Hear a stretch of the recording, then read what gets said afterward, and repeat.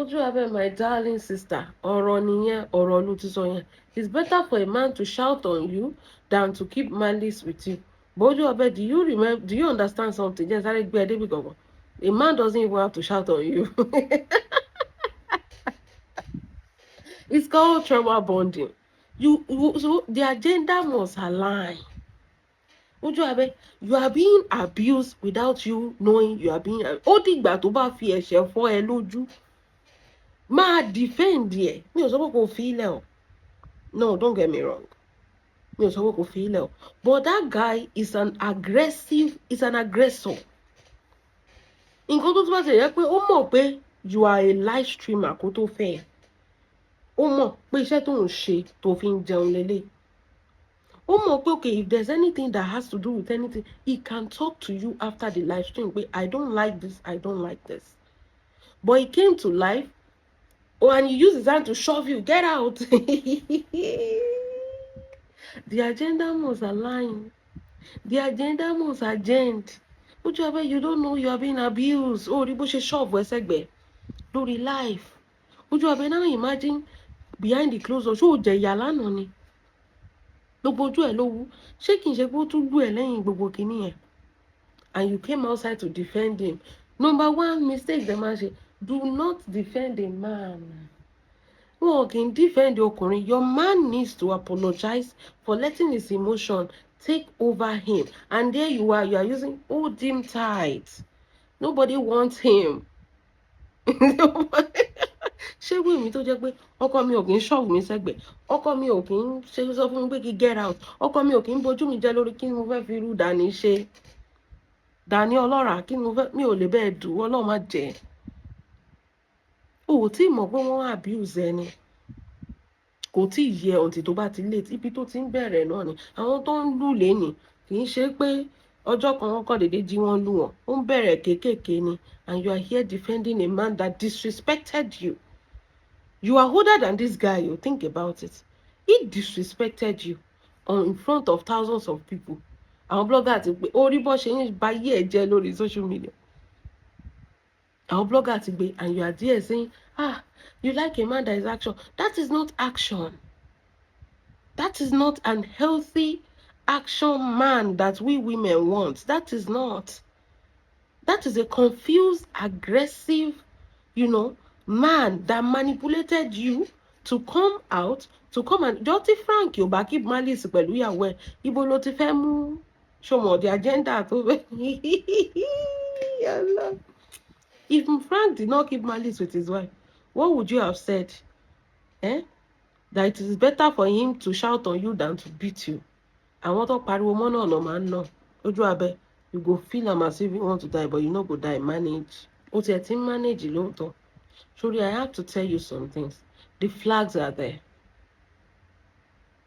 Nobody is telling you to leave him. But Ojuabe, between you and I and God, you cannot deny that you did not see the flag. The green, the red flag, the blue flag. I'm not even going to name it. So that kò ní dàbí ẹni pé mò ń kó ọ̀rọ̀ sí ẹ lórí. Torí ẹ̀ mo ṣe lo different color of flags. White flag ìwà, blue flag ìwà. You can see it by yourself. But when you are being abused, you don't see anything. See, you have to come and defend a man that literally disrespects you. Why? You did nothing. You did not do anything. And ọ̀rọ̀ tẹ́ni yẹn gan sọ end the life. Kò tí ì tó kéèyàn wá aggressive. Tí ó bá ṣe pé there is already fire on the mountain before. Inú ilé ti ń bọ́ ìtẹ́lẹ̀. If the man have an unresolved issue with you, he doesn't have to take it to your kini. Mo sọ fún yín. This man is jealous that ibi tóun ti rí ẹ náà ló ti máa gbà ẹ mọ́ lọ́wọ́. That is the plain way tí mo lè fi sọ fún ẹ nǹkan tó ń ṣẹlẹ̀. He has already seen that bóun ṣe rí ẹ. Ṣé mọ̀ pé wọ́n ló máa ń polówó ọjà online tó polówó ara ẹ. Wípé ibi tóun ti rí ẹ he, àwọn yẹn náà ló máa gbà ẹ mọ́ lọ́wọ́. So he's very, very shaky. He's a man that is, let me say, it's not overprotective. What's the other word? The man is ìyá mi lóyìnbó yẹn ti sá lọ. Ọlọ́run jẹ́ kẹ́nu mi pa mi. Òyìnbó yẹn màá rántí. He just wants to have you to himself. That is it. He just want to be, káwọn èèyàn lè mọ̀ pé I'm in charge. And he doesn't even have to do all that. Àti mọ̀ pé o ti fọ́ fún, ìwọ ló fọ́ fún bọ̀bọ̀ yẹn, kì í ṣe bọ̀bọ̀ yẹn ló fọ́ fún ẹ. Ojuabe, see, it is so simple. We don't need to live in that house with you for us to know what is going on there. We don't need to live in that house with you for us to know what is going. He is dominant. Like, kán lè mọ̀ pé òun lòun wà ńbẹ̀, kán lè mọ̀ pé òun lòun jẹṣẹ́, kán lè mọ̀ pé òun lòun gbogbo ẹ̀ gbóná, kán lè no. Whatever happens online stays online. If he feels a certain way about it, he can talk to you. He doesn't have to interfere in your live stream. Ìgbà tó ti ń ṣe live stream, o mọ̀ náà. Ṣebí inú live stream ló bá ẹ. Nǹkan tó bá ti yẹ kó máa move to voice, á jẹ́ pé something is just not right. He was blunting some things that is not the words. Ojuabe, please. The words are not. Ṣé wọ́n pé bó ṣe sọ fún ọmọ yẹn nìyẹn, ọmọ tó lọ padà nù ní Tanzania yẹn. Ṣé wọ́n pé bó ṣe ń sọ fún nìyẹn. Bó ṣe ń bẹ̀rẹ̀ náà nìyẹn. This man is jealous. Jealousy has overrun him. He's jealous that number one, you are online. He doesn't. Láàrin èmi àti ẹ, ọmọkùnrin á ti sọ pé kó kúrò online. Ojuabe, you are not even functioning like before. Ọmọkùnrin á ti sọ pé kó kúrò online. Ọmọkùnrin á ti sọ pé àwọn tó ń ra staff ẹ̀ wọ́n fẹ́ dó ẹni. Ọmọkùnrin á ti máa kó tó di pé ó escalate to that level. The words coming out of your man's mouth, it is not an healthy word. That is how I can put it. Mi ò ní kó fi ilẹ̀ o, but ìwọ náà tẹ̀ ṣì wà ń bẹ̀ náà. Don't leave him. But the flags are there. The way he was talking to you, it has shown that he doesn't even respect you. That is it. And you are older in this relationship. Tó lọ fòbò jagun ayé. Mi ò mọ̀ kọ́ tẹ máa expect inú ọmọ kékeré tẹ bá ti date. Wọ́n máa rí yín fín ni náà. Èmi ò like àrífín. O lè máa dó mi kó máa rí mi fín, kò possible. Kó jù mí lọ́gbọ́n ò lè rí mi fín. Bó tẹ bá ti lè ń kọjá ìyá ara yín, tẹ lọ́wọ́ kó, owó ẹ̀ dàbí irin, òun lù ẹ̀ bí irin. Àrífín máa ń wọ̀ ọ́ tó rántí mọ̀ pé bó ẹ ṣe wà yìí, ẹ ní self respect, o ò ní self worth. Ibo ni ìwọ àti Dani ti pàdé ara yín? Ó ti mọ̀ pé o ò ní self worth. Kí ló dé tó ò fojú ẹgbẹ́ ẹ àbí tó ò fèèyàn tó jú ẹ lọ? Torí pé o ò ní self worth náà ló fi ń wá àyọ́ngẹ́yọ́ngẹ́. Ó mọ̀ pé o ti admit lọ online. Everything you say online will be used. Ọjọ́ tí ìwà àti bọ̀bọ́ ẹ̀ bá máa jà, ayé ẹ̀ máa bàjẹ́ lọ́wọ́ ẹ̀ lórí social media yẹn. Hope you are understanding the pattern. Mo ń jẹ́ sínsìn kó tó di pé ó ṣe kínní. Ọjọ́ tẹ bá máa ní, ṣó mọ̀ pé ẹ̀jà ló wá bojú ẹ̀ jẹ́ online mẹ́rin. Ọjọ́ tẹ bá máa break up àbí tẹ bá máa níjà ráńpẹ́, bọ̀bọ́ yẹn máa ṣáná sí life ni. Gbogbo ẹ̀ ṣe ń rùn, gbogbo bí inú ilé ẹ̀ ṣe dọ̀tí, gbogbo bí o ṣe kínní kan, gbogbo àṣírí ẹ̀ ló ń bọ̀ wá tú. Èmi ò sọ gbogbo ẹ̀rùn, mo kàn fi ṣe example pé èébú tọkùnrin máa fi ń bóbìnrin nìyẹn. Ẹ má get me wrong. Gbogbo ẹ̀ ló ń bọ̀ wá tú. You know you are living with an aggressor and you came outside. Wọn kì í defend the action ọkùnrin. He's supposed to come and apologize that I'm sorry, my shekini took the best of me. I will not interfere in your people's matter. That is when you know a man. Oh no. When it comes, yẹ kí n máa ṣe matchmaking. Oh no. That is when you know a man. Tó jẹ́ pé his action speaks louder. Okay, ó ṣe mistake. Ó dẹ̀ wá apologize. But ó tiẹ̀ síwájú pé kí wọ́ kó lọ máa defend you. He did something wrong and he pushed you to be defending him for doing something wrong to you and to your followers. That is not a man. And you are defending. Ó better ọkùnrin máa lù ẹ́ ju kó máa ṣe kíni, kó máa keep malice pẹ̀lú ẹ lọ. Ojuabe, that's literally what you're saying. This man shove you to the side. Ọ̀tọ̀ lèèyàn tó ń bájà wo bó ṣe shove ẹ sẹ́gbẹ̀ẹ́. Wọ́n sọ pé babe, please pa mí baby, pa mí baby, baby ó yá pa mí. Please babe. Really? Really, does that make sense? He shoved you to the side. See the words coming out of the man. Èèyàn tó fẹ́ bá ẹ kalẹ́ nìyẹn Ojuabe. Ojú ẹ̀ máa bó. Ojuabe máa blunt níbi tó wáyé. Èèyàn tó fẹ́ bá ẹ kalẹ́ ló ti ń shove ẹ sẹ́gbẹ̀ẹ́ tó ti fọwọ́ jack ẹ sẹ́gbẹ̀ẹ́ bẹ́yẹn. And you are there, you are defending what? Let him come out. Oh no, she nonsense. I am sorry. I apologize to my wife. I take accountability for everything I said. I am sorry. I was just the clinical trigger something in me, and I'm sorry. It will never happen again. That is what they call a man. Oh no, whoever mama wet me pay. Oh more. Taking accountability. But he push you to the kidney. Go and defend me. What in drag me? What in drag? You were gonna drag you, won't drag you. But you were not to jade to defend your oppressor. Ojuabe. Oko burúkú lójú yìí. Ọlọ́run má yẹ kó da Ṣọlápé lá. Sórí pé ibi tí Ṣọlápé ti bẹ̀rẹ̀ náà ni. Tí Ṣọlápé ti bẹ̀rẹ̀ náà nìyẹn. Tó wá ń defend, ìwọ náà ti ń defend oko. Orí mi ẹlẹ́dàá mi gan. The caller is Ebayani. You will not come to social media to embarrass me. Literally. You will never come to ọkọ mi ò lè ṣe láíláí. Kó wá sórí social media kó wá embarrass me. He can never do that. Àwọn yẹn máa chọ́ ọdún kìíní lọ. Àwọn ọmọ nonsense tẹ máa mú lójú títí ìbọ̀bọ̀ oní charger yìí. So you know you see charisma men, you will not go for them. Àwọn tó máa tójú yín mọ́lẹ̀ tó máa bo yín lójú. Àwọn tí ò gbádùn tó mọ nǹkan tó ń ṣe. This man is immature. Ojuabe, even for you, you can do better. But no, ó ní ẹpọ̀n ló fẹ́ o ò fẹ́ kíní ṣòtírí. Àwa tá a mú àwọn tó dàgbà tó lọ́pọlọ lórí ò mọ̀ pé àwọn nǹkan tá à ń ṣe. Kì í ṣe gbogbo ẹlẹ́pọ̀n o. My dear, ẹ̀sìn yẹn pọ̀ fún ẹ fa. Kì í ṣe gbogbo ẹlẹ́pọ̀n. Torí pé ìgbà tó dún ẹ tán, o tún ṣẹ̀sìn lé lórí. Èmi ò lè dókó kì í ṣẹ̀sìn kò possible. Torí bẹ́ẹ̀ ibi tẹ́yìn ò kì í lọ́pọlọ láti mọ́kùnrin, èmi ń lo ọpọlọ mi. Ọkùnrin àwa fi ẹ́ ṣẹ̀sìn.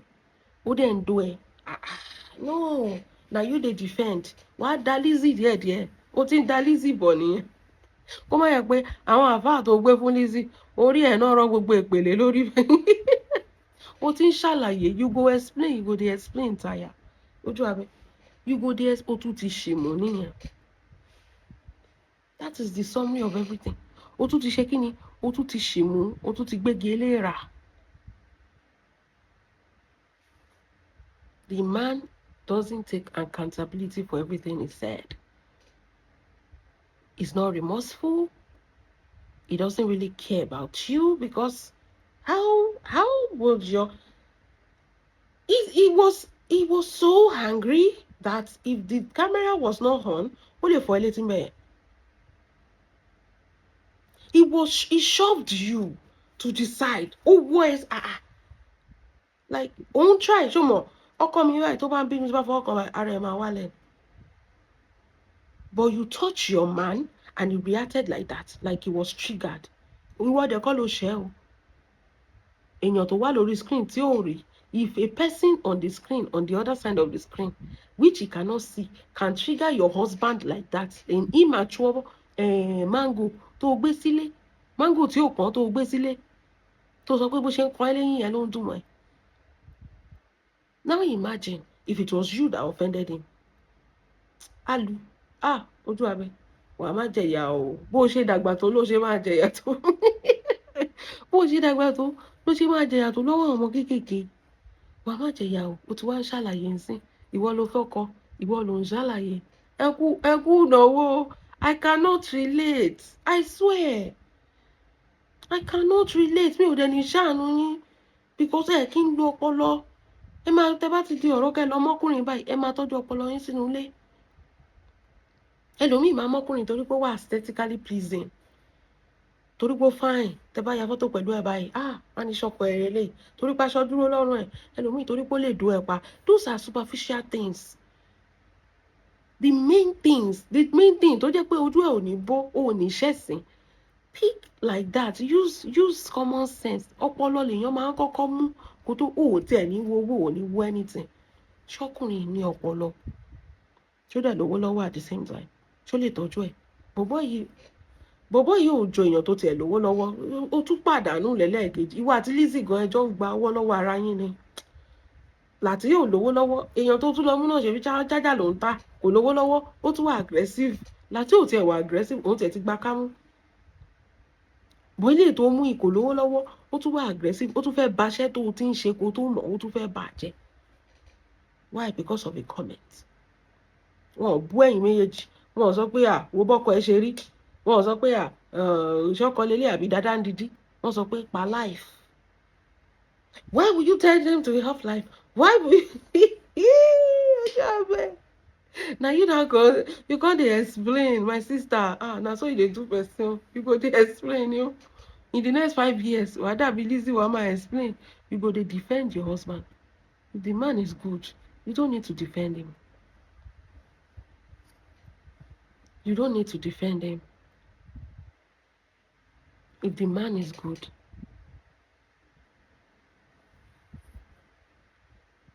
That is it. So at the end of the day, I'm just like, please, wo, ó ti tẹsẹ̀ bọ́ mi nìyẹn, ó lè sọ pé òtútù mọ́ ẹ. Just be careful around that aggressor. Ó bẹ́tà kọkùnrin gan keep malice pẹ̀lú èèyàn, ju kọkùnrin kó wá aggressive bẹ́yẹn. Bẹ́ẹ̀ ni, your husband is very aggressive. Nǹkan kékeré wo bó ṣe flare up. Ọlọ alájí lọ fowó pa nǹkan mi lórí. Ẹ̀yin tẹ́ pè mí nílẹ̀ ìyàwó alájí, bẹ́ẹ̀ ni o, ọlọ́mọ yẹ kí n rọrùn. Èmi tójú ọkọ mi gan bá change báyìí máa bú sẹ́kún ni. Ó mọ ẹyin ni mí, wọn kì í máa fọ́ pẹ́rẹpẹ̀rẹ sílẹ̀ báyìí, òun gan ló máa, èmi mo ṣẹ̀ o, òun ló tún máa bẹ̀ mí. Ibi tí mo bàjẹ́ dé, èmi mo ṣẹ̀, òun ló tún máa bẹ̀ mí torí máa bú sẹ́kún. Màá guilt trip ẹ̀, òun ló máa bẹ̀ mí pé kí n má bínú, sorry. Na so una dey do for this relationship. Na so una dey, nǹkan tẹ́ ń pa mọ́ra nìyẹn. I cannot relate yo. Ọlọ́run, mo ṣàfọ́ Ọlọ́run sí ẹ lọ. Blink if you are not okay. Má jẹ́ kí máa yẹn pa ẹ́ sínú kíní ká tún count ẹ àtẹ̀yàn tó ti pa sínú ilé ọkọ. Jọ, if you are not okay, don't defend a man. Má defend ẹ. Ìwà burúkú tó wù yẹn, má defend ẹ. That is it. Torí ó máa tún máa wù lọ ni. He will be expecting you to be defending it. Kò learn anything. Don't come and be doing damage control on his behalf. The man did not learn anything. That is why he pushed you out. Àdàgbàjẹ̀rá ìfún. Ọmọ inú ẹ̀ tí ẹ jáde pé kó wá máa defend òun torí ẹ pọ̀. The man literally have nothing to offer you than Papa Sufe, Bilikisu, Ojuabe, kò jẹ́ kó sùn. Nǹkan ẹyọ kan tó wọ́n fà ènìyàn. Òun ló tún tiẹ̀ síta pé àǹtí àgbàyà, ó yá, lọ máa sọ fáwọn fans ẹ pé yàn dáadáa ni mí. Lẹ́yìn ìgbà tó ti bojú mi jẹ́. Ó lọ fà o lórí social media and try o. Na relationship is this. Endurance. I give my baby endurance. I give my baby lifetime endurance. Ojuabe, you go fit. Mo ti wúwo ti bẹ́ẹ̀ ẹ̀rọ ọkọ̀ gidi alálùbáríkà tí ò ní máa pariwo mọ́ ẹ. Ẹ̀gbọ́n mi tòótọ́ SK tó wà mí, wọ́n ti fẹ́ para wọn lórí ọ̀rọ̀ ẹ̀. Wọn ò sùn, wọn ò jẹun. Gbọ̀n ò ní fẹ́rù wọn. Wà ní àyọ́ngẹ́yọ́ngẹ́ ló ń fẹ́. Ò ní fẹ́rù àwọn ọkùnrin gidi tí ò ní máa bójú ẹ jẹ́. Tó ní máa explain. Àwọn yẹn máa fowó tọ́jú ẹ ni. Wọ́n máa sọ pé àwọn tó máa lù ẹ́ bí irin. Ìgbà tó kì í ṣe kànga. Àbádògàn. Àwọn yẹn ló máa kó kiri. Àwọn onípátá méjì ṣẹ́ẹ̀tì kan. Tọ́hàn tún ní kíní. Bí okùn chájà àti bọ́bọ́ yẹn tàbí ó máa ń kó bò ẹ́ tó bá ti ń dó ẹni torí kò yé mi. I don't understand. How can a broke man kó tún máa wà aggressive lé lórí? Ẹ ń try nínú marriage yìí yẹn o. Ẹ ń dán nǹkan wò. Kò dẹ̀ tiẹ̀ tí ì fẹ́ o. Ẹ kàn sí ń dóra yín lórí kíní. Kò gbọ́ responsibility lórí ẹ. Kò tí ì fẹ́ o. Ó sì ń fògbọ́ ẹ ṣe kíni. Until next time. Ló dẹ̀ ń ṣọ́ọ̀bù ẹ bẹ́ẹ̀. Ló ń ṣọ́ọ̀bù ẹ bẹ́ẹ̀. Ṣá má jẹ́ kó kan ẹ légungun. Kó tó okay. Kò sí wàhálà. Nǹkan rest in preference la máa sọ. Nǹkan tó wọ ọmọ jẹ kò ń pọ̀ ọmọ lọ́rọ̀ ẹ̀. Tó bá dẹ̀ pa ẹ, na you know. Ẹ jẹ́ àmọ́ lọ.